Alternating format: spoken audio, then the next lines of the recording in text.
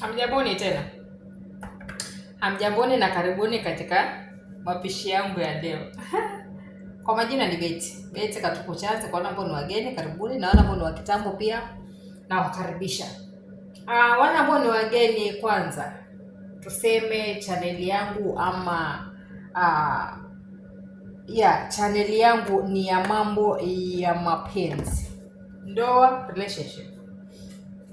Sasa leo nataka kuongelea na wanaume, na ni kisa gani kinafanya mpaka wanaume wengi wanakosa nguvu za kiume ama wanapotelewa na nguvu za kiume. Tunaongelea kuhusu type za boxer, type za nguo za ndani za wanaume wanazovaa ama wanazotekana uvae. Ni nguo kama gani? Karibuni tena, na kama kawaida mimi ni mpishi na si mpishi wa hodari, lakini najaribu na kujaribu kwangu ni kwamba silali njaa.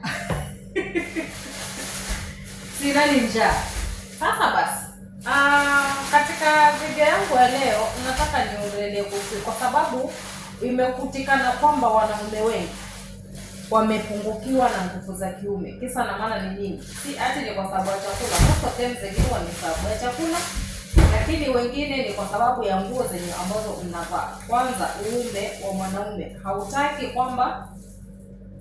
hautakangi joto sana ya kwamba unaweza kuwa una sweat. Uume wa mwanaume unataka kuna ile wakati wa ile joto kiasi, so you have to usitaki kuongea kizungu kwa sababu video zangu zinakuwa restricted wakati nikiongea mambo mengine ya kizungu. Hii nchi yenye iko very strict. So unakuta mwanaume amevaa nguo inambana. Sasa zile za kule chini, zile zinazitaje korodani, Kitanzania wanaziita korodani, kama ni Kikenya sijui, lakini wanatumia maballs kama kizungu.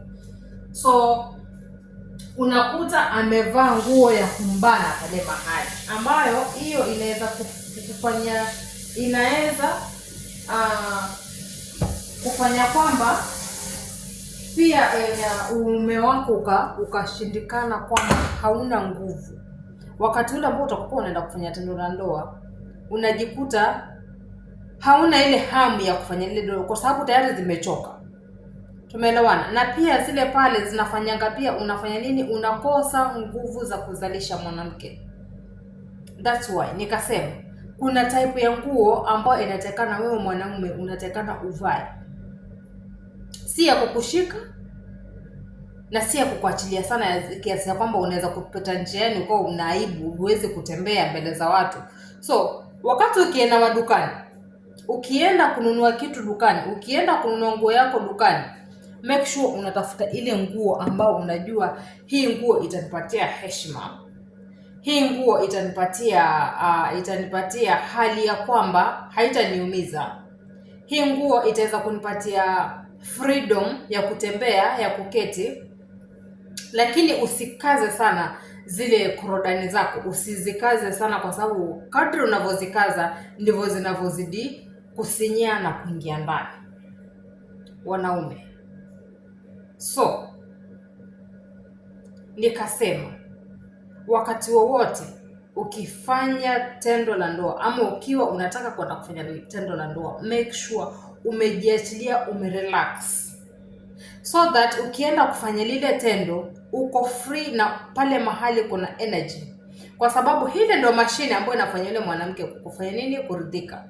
Na si mwili nguvu zake ni za kawaida, lakini kile kitu pale nje, ile mashine pale chini ndio itakufanya wewe uonekane kama mwanaume kule kwa yule mwanamke wako. So ni vizuri kujifundisha kufunga towel, ni vizuri kujifundisha kujifunga leso, ama kuvaa tu hizi nguo ambazo ziko tu legelege wakati unajua it's your time, unataka kwenda kufanya lile tendo la ndoa. Haidha kama ni 1 hour ama pengine masaa mawili, lakini umetoka kazini na umekuja nyumbani, hakikisha umeoga vizuri, umejitayarisha vizuri, and then unavaa nguo ambayo iko reluctant, imekuachilia. Tena karibuni, napika samaki leo na nataka kuanza upishi wangu, lakini sijui ninaanzia wapi, but anyway karibuni. Karibuni. So ndio hivyo nilikuwa nasema, mwanaume, hiyo inaweza kufanya paka ukakosa heshima kwa mwanamke. Sisi wanawake saa zingine huwa tuko na shida fulani, shida ya kwamba naweza nisitake pesa kwako, lakini niwe nataka nahitaji ya service yako vizuri nyumbani, kitandani. No, unaweza kumpatia mwanamke ikawa unataka pesa, lakini service yako haitaki sana kwa sababu uko na mtu mwingine anamshughulikia pale nje. So kuna wanawake wanaeka wanaume na package zao.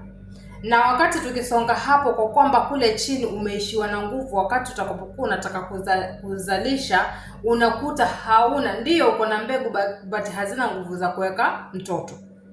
So ni lazima ujijue health na afya yako wewe mwenyewe kama mwanaume.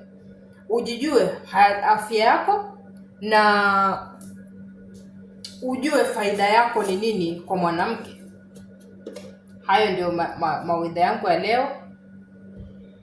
Mawaidha yangu ya leo ya nguo zenye mwanaume unastahili uvae ili uweke uume wako kuwa uko sawa na kwamba uko standby wakati wote wa tendo la ndoa.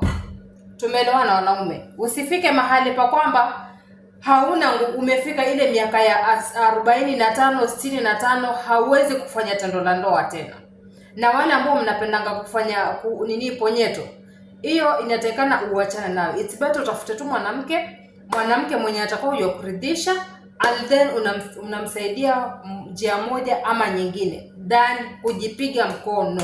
Kujipiga mkono mimi nimekanya mara nyingi sana kwamba haina haja uvunje uende ukajipige mkono na ili hali kuna wanawake pale nje. Wanaume. Tumeelewana?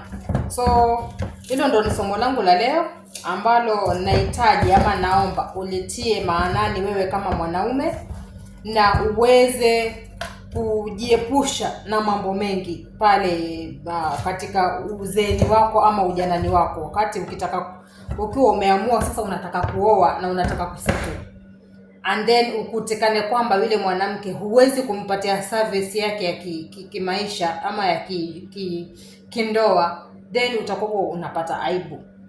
Utaenda hata kwa waganga uende paka wapi, lakini hautapata ule uwezo wa kwamba utasaidika. Tumeelewana? Hautapata uwezo wa kwamba utasaidika kwa sababu wewe mwenyewe ndio ulijiharibia. Hakuna mtu mwingine aliyekuharibia bali ni wewe mwenyewe ulijiharibia. Kwa sababu gani? Ulikuwa unavaa, unajikaza. Alafu kuna wanaume wako na uume ni mara mbili kwa wanaume, ama kuna wanaume ni ziko type 2 ama type 3. Anyway, nataka niongelee na hizi mbili. Kuna wale ambao wako na uume mkubwa but unajifinya, unaingianga ndani, unapotea. Na ukipotea wakati ule wa tendo la ndoa, wakati zile sasa damu zimeshika ile mishipa, inajirefusha, inakuwa kwa mrefu. Ona, usiwahi kuvaa hiyo nguo ya kubana ikiwa umesimama. Ngoja kwanza urelax, and then unaweza kuvaa nguo yako ikiwa umetulia. Usiwahi kufight damu ya mwili na nguo ya kawaida, kwa sababu nguo iko na joto na mwili wako pia uko naweza kusema uko ni temper, uko hot.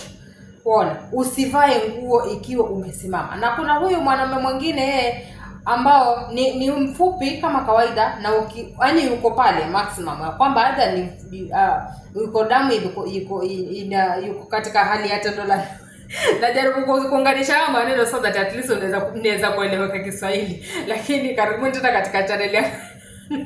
Napenda sana.